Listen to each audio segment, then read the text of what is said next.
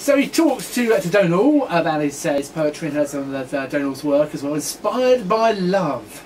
And now we're going to talk to Donal's other half, Jan, who is also in the studio. Good evening, Jan. Hello. Good so it's sort of the husband and wife kind of poetic team, is it? Yes, we're each other's muse, I think, at the moment. Certainly Donal's mine. It's good teamwork. That's what it's all about. Absolutely. We talk a lot about the kind of things we write about and about how to write about them. And actually, we do help each other a lot. He certainly helped me into performance poetry. I was writing for The Page before, but actually writing, expecting to perform your poetry improves your written poetry. You have to cut a lot out. I guess you do, because it's one thing having something written on a piece of paper, but if you have to perform it, you have to get it more kind of concise and to the point, I guess. Absolutely, and that's one of the best things about poetry, I think. It is, yeah. It's sort of, I guess, editing your work down. Yes. Yes, the poem that I intend to read to you tonight has got 3 versions. I've chopped it and chopped it and chopped it because I went in for a slam for the first time ever recently, and I could only do 2 minutes. So I've got a 2-minute version and a 3-minute version. So how do you know how much, you know, from having a poem on paper, how do you know how long it would take you to read it out? Have you got kind of I read it out to myself and time myself on my phone. Excellent. Ingenuity. You don't have like a formula of how many words per minute or anything like that? No, because it depends on how you're going to say it. You might say some things very slowly and some things you might want to gabble. She usually boils an egg, actually, so sometimes you get soft poems and hard-boiled poems. Now, I know you used to live in Brunei and also Bangladesh as well. Yes, so when I was married, my husband worked for Shell, and we went over there, in fact, to get married. We got married to go over there. And there I had a chance to paint for the first time since I've become an art teacher. I was a painter as well. I held an exhibition there, sold quite a lot of work. So you still do the painting? I still paint. I have a website which has some of my paintings on it. janwindle.com. Okay, we'll check that out, see examples of your work, and you really are kind of embracing the arts here, poetry and kind of crossing over into art as well. I guess the artwork does come in handy. I know you've illustrated some books in here in the past. Yes. I'm making small books of our poems and illustrating the covers and a little bit inside.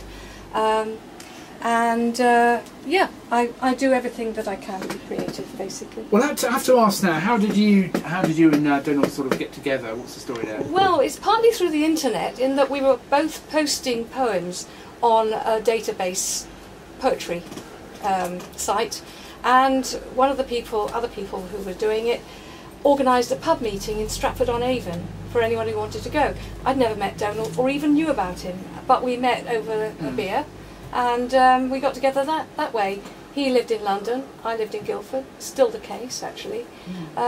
So we came back and never looked back since. Oh, so Stratford-on-Avon, that is the place for writers. The best place to meet. It is, yeah. That kind of goes hand in hand with your sort of writing. Very romantic it was. It might have been something to do with the fact that I was wearing a kilt at the time as well. Oh my goodness, he wrote such a rude poem about that kilt. Let's not broadcast that one, but what's your piece you're going to read us this evening? Well, this is rather a naughty poem. It's called How I Avoided Adding to the Rising UK Divorce Figures in Recent Years.